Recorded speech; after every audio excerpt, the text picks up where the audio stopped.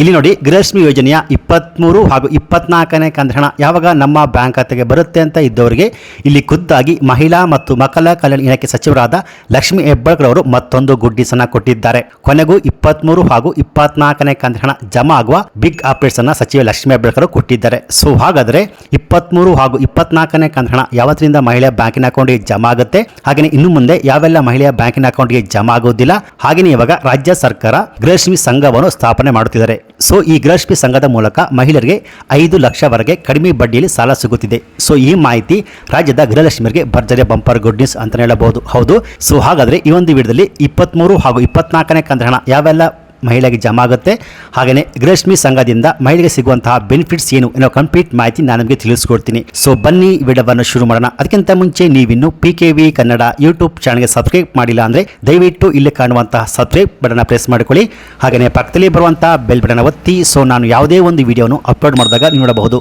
ಹೌದು ಸ್ನೇಹಿತರೆ, ರಾಜ್ಯ ಸರ್ಕಾರ ಇವಾಗ ಗೃಹಲಕ್ಷ್ಮಿ ಸಂಘವನ್ನು ಸ್ಥಾಪನೆ ಮಾಡ್ತಿದ್ದಾರೆ ಅಥವಾ ಬ್ಯಾಂಕ್ ಅನ್ನು ಸ್ಥಾಪನೆ ಮಾಡ್ತಿದ್ದಾರೆ. ಗೃಹಲಕ್ಷ್ಮಿ ಸ್ಕೀಮ್ನ ಅಡಿಯಲ್ಲಿ ಹಣ ಪಡೆದಿರುವ ಮಹಿಳೆಯರು 5 ಲಕ್ಷವರೆಗೆ ಕಡಿಮೆ ಬಡ್ಡಿಯಲ್ಲಿ ಸಾಲವನ್ನು ಪಡೆದುಕೊಳ್ಳಬಹುದು. ಗೃಹಲಕ್ಷ್ಮಿ ಸಂಘಕ್ಕೆ ಜಾಯಿನ್ ಆಗಬೇಕು ಅಂತಿದ್ದವರು 1,000 ರೂಪಾಯಿ ಶೇರ್ ಕೊಟ್ಟು ಜಾಯಿನ್ ಆಗಬೇಕು. ಹೌದು, 1,000 ರೂಪಾಯಿನ ಕೊಟ್ಟು ಶೇರ್ ಹೋಲ್ಡರ್ ಆಗಬೇಕು. ಸಂಪೂರ್ಣ ವ್ಯವಹಾರ ಕ್ಯಾಶ್ಲೆಸ್ ಆಗುತ್ತೆ. ಹೌದು, ಎಲ್ಲ ವ್ಯವಹಾರಗಳು ಅಕೌಂಟ್ ಮೂಲಕವೇ ನಡೆಯುತ್ತೆ. ನಂತರ ಷೇರುದಾರ ಆದ ಬಳಿಕ ಪ್ರತಿ ತಿಂಗಳು 200 ರೂಪಾಯಿನ ಕಟ್ಟಬೇಕು. ಹೌದು, ಈ ಗೃಹಲಕ್ಷ್ಮಿ ಸಂಘಕ್ಕೆ ಜಾಯಿನ್ ಆದವರು ಪ್ರತಿ ತಿಂಗಳು 200 ರೂಪಾಯಿನ ಕಟ್ಟಬೇಕು. ಜಾಯಿನ್ ಆದ 6 ತಿಂಗಳ ಬಳಿಕ ಲೋನ್ ಪಡೆದುಕೊಳ್ಳಬಹುದು. ಇಲ್ಲಿ 30,000 ರೂಪಾಯಿಯಿಂದ 3 ಲಕ್ಷವರೆಗೆ ಸಾಲ ಸಿಗುತ್ತೆ. ಅಂದ್ರೆ ಗೃಹಲಕ್ಷ್ಮಿ ಬ್ಯಾಂಕ್ನಲ್ಲಿ ವೈಯಕ್ತಿಕ ಸಾಲ ಮಾತ್ರ ನೀಡಲಾಗುತ್ತೆ, ಅಂದ್ರೆ ಪರ್ಸನಲ್ ಲೋನ್ ಮಾತ್ರ ಸಿಗುತ್ತೆ. ಗುಂಪು ಸಂಘಗಳಿಗೆ ಸಾಲ ಸಿಗುವುದಿಲ್ಲ. ಗೃಹಲಕ್ಷ್ಮಿ ಸಂಘಕ್ಕೆ ಜಾಯಿನ್ ಆಗ್ತಾರೋ ಅವರು 3 ತಿಂಗಳು ಆದ ಮೇಲೆ 30,000 ರೂಪಾಯಿಯಿಂದ 3 ಲಕ್ಷವರೆಗೆ ಕಡಿಮೆ ಬಡ್ಡಿಯಲ್ಲಿ ಸಾಲ ಸಿಗುತ್ತೆ. ಸೊ ಹಾಗಾದ್ರೆ ಬಡ್ಡಿ ಎಷ್ಟು ಅಂತ ಏನು ಫಿಕ್ಸ್ ಆಗಿಲ್ಲ. ಸೊ ತುಂಬಾ ಕಡಿಮೆಯಲ್ಲಿ ಬಡ್ಡಿ ಸಿಗುತ್ತೆ ಅನ್ನೋ ಮಾಹಿತಿ ಲಭ್ಯವಾಗಿದೆ. ಗೃಹಲಕ್ಷ್ಮಿ ಸಂಘ ಯಾವತ್ತಿನಿಂದ ಸ್ಟಾರ್ಟ್ ಆಗುತ್ತೆ ಅಂದ್ರೆ ಇದೇ ನವೆಂಬರ್ 28ನೇ ತಾರೀಕಿನಂದು ಈ ಗೃಹಲಕ್ಷ್ಮಿ ಸಂಘವನ್ನು ಲಾಂಚ್ ಮಾಡುತ್ತಿದ್ದಾರೆ. ಸೊ ಹಾಗೇನೆ ಇಲ್ಲಿನೂ ಕೇಳಬಹುದು, ಗೃಹಲಕ್ಷ್ಮಿ ಯೋಜನೆಯ 23 ಹಾಗೂ 24ನೇ ಕಂತು ಹಣ ಯಾವಾಗ ನಮ್ಮ ಬ್ಯಾಂಕ್ ಖಾತೆಗೆ ಜಮಾ ಆಗುತ್ತೆ ಅಂತ. ಗೃಹಲಕ್ಷ್ಮಿ ಯೋಜನೆಯ 23ನೇ ಕಂತು ಹಣ ಆಲ್ರೆಡಿ ಫೈನಾನ್ಸ್ ಡಿಪಾರ್ಟ್ಮೆಂಟ್ FD ಇಂದ ಮಹಿಳಾ ಮತ್ತು ಮಕ್ಕಳ ಕಲ್ಯಾಣ ಇಲಾಖೆ ಹಣ ವರ್ಗಾವಣೆ ಆಗಿದೆ. ಸೊ ಆದಷ್ಟು ಬೇಗ ಇದೇ ವಾರದಲ್ಲಿ ಮಹಿಳಾ ಬ್ಯಾಂಕಿನ ಅಕೌಂಟ್ಗೆ 23ನೇ ಕಂತು ಹಣ ಜಮಾ ಆಗುತ್ತೆ ಅಂತ ಗುಡ್ ನ್ಯೂಸ್ ಅನ್ನ ಕೊಟ್ಟಿದ್ದಾರೆ.